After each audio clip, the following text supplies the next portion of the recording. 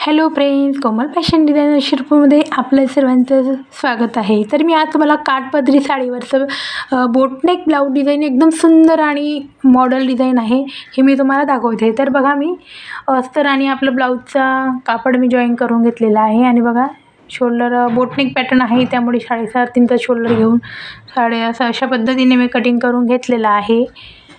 तर मी boat neck blouse कसं cutting करायचं याचा व्हिडिओ पण मी टाकलेला आहे. तर बघा, मी कॅनव्हास घेतलेला आहे आणि आपली जेवढी ब्लाऊजची उंची आहे तितकं आपल्याला कॅनव्हासची उंची घ्यायची आहे. आता डबल केलेला आहे मी कॅनव्हास.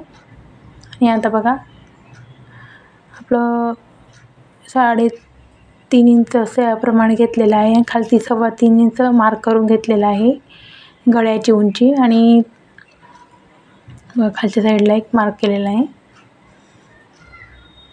आणि आपले काठ आता किती इंचाचे हे आपल्याला मोजून घ्यायचे. आपले काठ आहे 3.5 इंचाचे, तर 3.5 इंचावर मार्क करून घ्यायचं आहे. मार्क केल्यानंतर आपण जे वरच्या गळ्याला मार्किंग केलेली होती त्याला अशा पद्धतीने मार्क करून असा गोलाईमध्ये आकार देऊन घ्यायचा आहे गोल गळ्याचा. आणि त्या गळ्यापासून आपल्याला 1 इंच अंतर सोडून अशा पद्धतीने मार्क करून घ्यायचं आहे. आणि ह्या साईडला 3 इंच आणि वरच्या साईडलाही 3 इंचावर अशा पद्धतीने मार्क करू. आता आपला गळ्याचा आकार आहे तो आपल्याला द्यायचा आहे.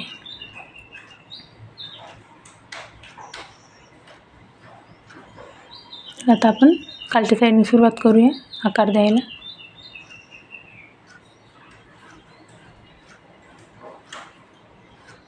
तर अशा पद्धतीने आपल्याला एक पेन्सिल घ्यायची आपल्याला आणि पेन्सिलीच्या साहाय्याने आपल्याला अशा पद्धतीने, तर बघा, मी अशा पद्धतीने आकार मार्क करून घेतला आहे. दोघं साईडला अशा पद्धतीने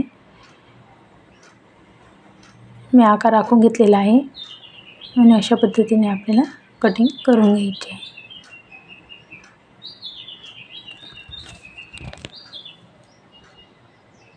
आता याला मी प्रेसने अस्तरवर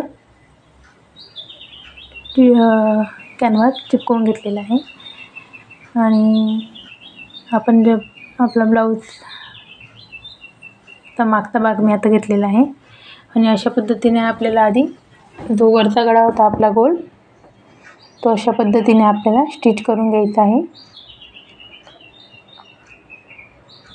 खूप सुंदर गळा आहे आणि तुम्ही पैठणी साडीवर करू शकतात. आणि त्यानंतर आपल्या डिझायनर साडीवर सुद्धा आपण करू शकतो. व्हिडिओ शेवटपर्यंत बघा, मी गळा कसा बनवलेला आहे तुम्हाला व्यवस्थित पद्धतीने समजू शकेल.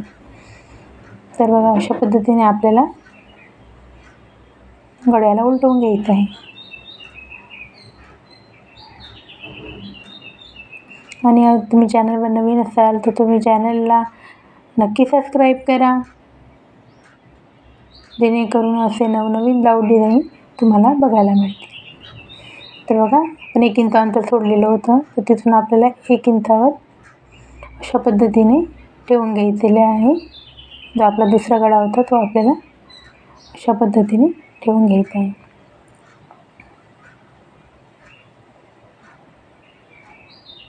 आणि त्याचप्रमाणे आपल्याला त्याला स्टिच करून घ्यायचं आहे. इथे आपण मार्क केले त्याच्यावर बरोबर आपल्याला शिलाई घ्यायची आहे.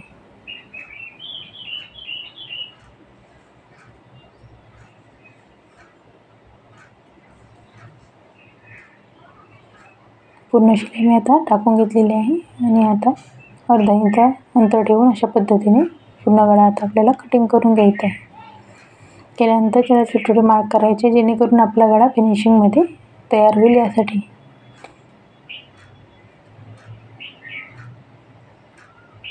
आणि अशा पद्धतीने त्यालाही गळ्याला उलटवून घ्यायचं आहे.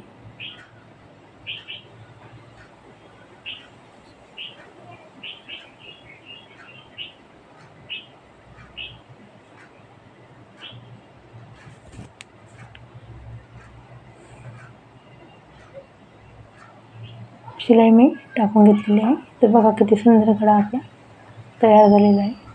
आता याला ह्या गळ्याला गोल्डन कलरची पायपिंग करणार आहे. तर त्यासाठी मी गोल्डन कापड घेतला होता आणि तिरकी पट्टी घेऊन अशा पद्धतीने बघा मी आता पायपिंग अटॅच करून घेते आहे.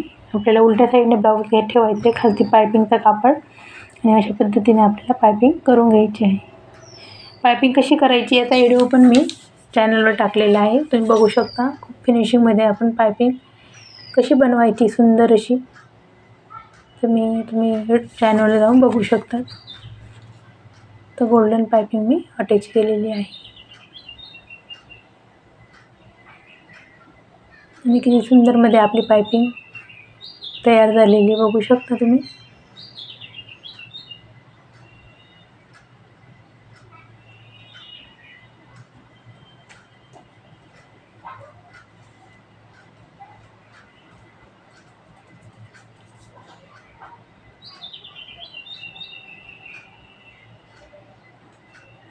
तर आता मी पायपिंग अटॅच करून घेतलेली आहे.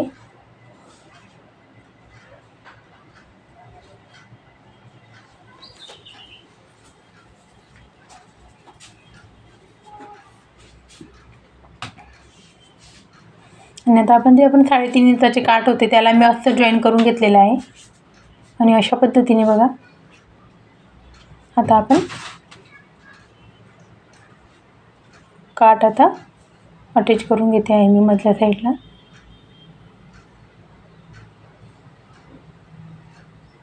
आपण तो गळा कटिंग केला होता आणि जितकं अंतर आपलं मध्ये होतं 3 आणि म्हणजे 6 इंचाचे आपण टोटल रुंदीला आपण घेतलेला आहे. आणि उंचीला 3.5 इंचाचे गाठ आहे आणि रुंदीला 6 इंच असे माप आहे काठचं. जेव्हा आपण गळा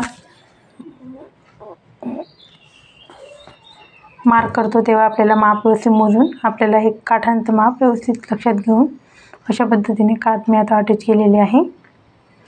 आणि आता मी याला आपले मागच्या बाजूला टक्स वगैरे मारून घेते आणि खालती पट्टी जॉईन करून घेते आहे. तर बघा पट्टी वगैरे जॉईन केलेली आहे आणि बघू शकता तुम्ही मी वरच्या साईडला पण सुंदर असं बटन अटॅच केलेलं आहे. किती सुंदर डिझाईन गळा आपला तयार झालेला आहे. आणि तुम्हाला ब्लाऊज डिझाईन कशी वाटली हे मला कमेंटमध्ये नक्की कळवा. धन्यवाद.